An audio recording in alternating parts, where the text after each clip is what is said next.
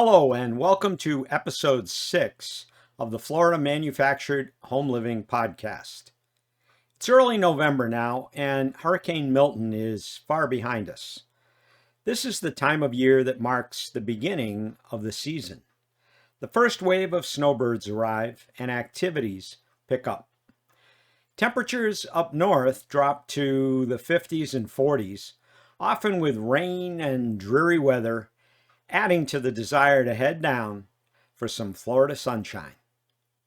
In this episode, I want to talk a little about the fall experience in a Florida manufactured home community. I've been living in these parks for well over a decade now, and much like the seasons in New England that I used to enjoy, I'm now tuned into the seasonal cycle of Florida. The winter season here is roughly a 6 months party. There are those who stay up north with family until after Christmas and some even after New Year's. But in doing so, you miss out on a lot of the fun. So stay tuned as I go through some of the things going on in my community and the communities across Florida. For those of you who are thinking about this lifestyle, and especially for those of you who know someone living in this lifestyle, stick around for my number one mistake folks make, including me, when looking at a Florida manufactured home community. Okay, let's dig in. Can a manufactured home community in Florida make your retirement dream come true? I'm Russ Watson. Join me as I share over a decade of experience helping folks who are living in or looking at this active lifestyle. In this episode, I want to talk a little about the seasonality and the season upon us in Florida manufactured home communities. I grew up in New England, and like most, fall was back to school throughout my youth. This meant a busy schedule as compared to the summer. This hectic schedule continued throughout the winter, with a few holiday breaks which were hectic in themselves, and eventually wound down in the late spring, leading to another quiet summer. Little did I know that over 5 decades later, that same schedule would be mine once again. The same rhythm is found in today's Florida manufactured home communities. The percentage of snowbirds who keep homes up north and down here kind of dictates how quiet your summers will be. In some parks, it's a very high percentage, and during the summer, the park is a ghost town. In others, activities continue throughout the summer, but at a much slower pace, and often in private homes among year-round friends. The end of summer brings hurricane season, and we all sort of hold our breath a little until early to mid-November. This is part of the seasonality in Florida as well. But now, as they say, let the fun begin. League sports are found in most parks. Tennis and pickleball are good examples, and sometimes they compete for the same space on the courts. There's usually a league formed for the season, and some groups pitch in a few bucks to offer prizes and awards. Shuffleboard has been popular since the 60s and remains so with the older crowd. That said, I see an awful lot of grandparents out there with their young visitors playing this game, and the kids seem to enjoy it. Some parks have elaborate shuffleboard areas, leading me to believe there is tremendous participation.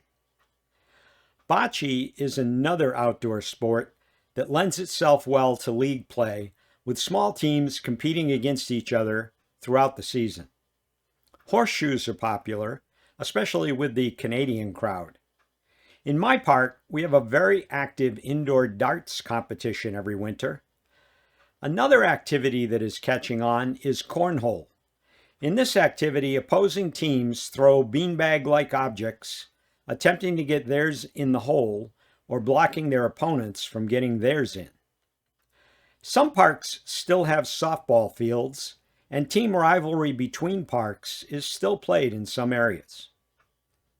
Those parks with golf courses get busy, and there's usually several seasonal competitions that you can participate in. Needless to say, almost everyone participates at the 19th hole. There are other sports I've seen that lend themselves to league play. One is miniature golf, which, by the way, in my park, they play in folks' driveways. They go from house to house in golf carts with a shotgun start. In my first park, pool volleyball was very popular. Moving into the clubhouse, there are mini games that are played, sometimes in leagues and sometimes as just individual competition. Card games are popular, and the ones I see most often are poker, including Texas Hold'em tournaments, various forms of rummy such as gin rummy, 313, pay me, or Michigan rummy. Cribbage is quite popular and can be played as a nightly tournament or in a season league where scores accumulate. There are others such as euchre, hand and foot, canasta, spoons, pinochle, whist, and pitch. Another game I play is called Jokers and Pegs. This is similar to the game Sorry you might have played as a kid, but it can get vicious, with opposing teams constantly knocking each other back to the starting point. Just about every clubhouse I've seen has a billiard table or two, and sometimes these are converted to ping pong. Both lend themselves to season-long play in leagues. But it's not just sports that start up every fall. There are usually activity clubs, and these can revolve around many different things. Crafts of some type are very common, and a dedicated craft room is not unusual in a park. This can be things like ceramics, painting, sewing and quilting, knitting and crocheting, and many others. Some of these groups produce works that are donated to charities. Community get-togethers can revolve around many topics, but almost always include food. My community has a dedicated outdoor barbecue area, so hamburgers and hot dogs are quite popular, and several holidays provide a good excuse to have a cookout. Communities with full-size cooking kitchens usually have a volunteer staff, and these can produce some very elaborate dinners. One of the big benefits in these communities for seniors whose families may be far away is the opportunity to attend community dinners on holidays such as Thanksgiving, Christmas, or Easter. For others in the community, the opportunity to volunteer at such events is cherished as a chance to give back for the wonderful lives they are leading. Parties are often held commemorating holidays such as Halloween, Veterans Day, Christmas, New Year's, St. Patrick's Day, and more. If you haven't gotten the idea already, I think you by now see things really pick up at this time of year. Social activities are not all that picks up. Many HOAs suspend meetings throughout the summer, as a large percentage of members travel back north to their other homes. October usually marks the first big meeting, and these continue throughout the season. It's different in every park, but in my park, the HOA sponsors many of the activities and puts on some special activities of their own. Bingo starts up in the fall, and in our community, it has quite a following. Currently, we've just wrapped up our annual bazaar sale, where items collected from the community throughout the year are sold in a huge sale that takes up both clubhouses and half the parking lot. These proceeds provide much of the funding for the HOA. The next big event is preparing for the Christmas drive-through, where most homes in our community are highly decorated with lights, inflatables, and all sorts of outdoor holiday decorations. We then host hundreds of cars driving through along a guided path through the community and collect charitable donations for the local food bank. Other activities the HOA holds are charity luncheons, bake sales, monthly coffee and donuts, donation drives for various charities, and membership renewals. For almost everyone who, like me, lives full-time in the community, The trickling in of neighbors who departed in the spring provides opportunities to catch up and renew old friendships. Often this results in dinner parties and get-togethers where you each recount the events of your summer and catch up on each other's friends and relatives. If you already live in one of these communities, I would love to hear what unique events or activities you have in your park. If you are watching this on YouTube, just leave a comment and let me know what you guys do. Not every community has all these activities, and in almost every community, some of these activities are very well attended, while others may not have a large following. So if you're considering a Florida manufactured home community, you want to be sure to match up the community's activities with the things that really interest you.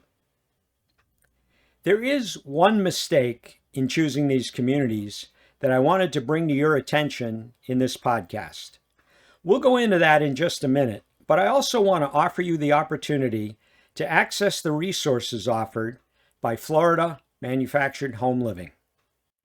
Before I moved to Florida, the winters I was looking at mostly revolved around shoveling snow and hunkering down inside, waiting for the holidays to celebrate with friends and family.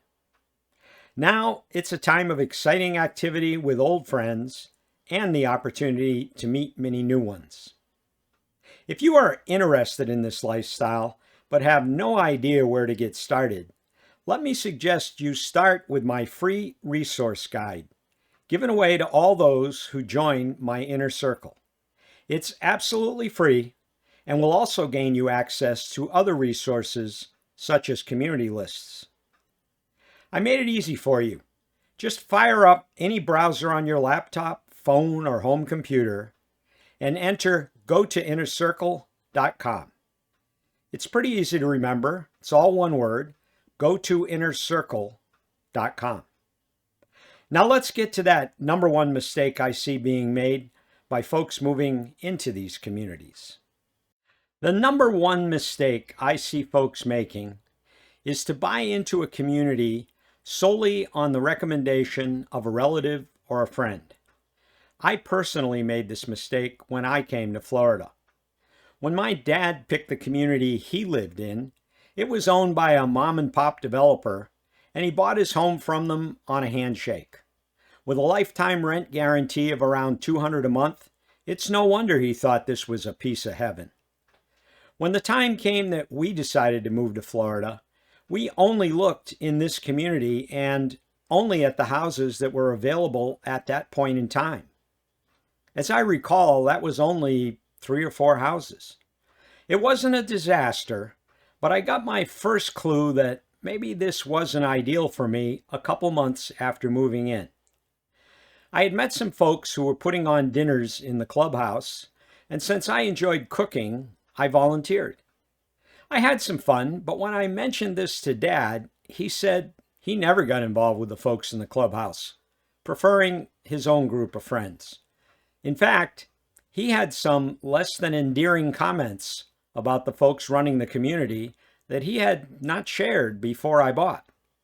In hindsight, an entirely different community, and in fact, an entirely different type of community, is what I should have bought into. By the time I left my first community, the lot rents were headed to $1,000 a month. They had gone through 2 different corporate owners and several managers. And as president of the HOA for 3 years, I had a bullseye on my back. Looking back on it, I wish I had bought in Barefoot Bay, a recreation district where you own your lot and pay under $1,000 a year for an incredible set of amenities. It's not right for everyone, but it would have been right for me at that time. I would have been plenty close to go visit Dad whenever I wanted.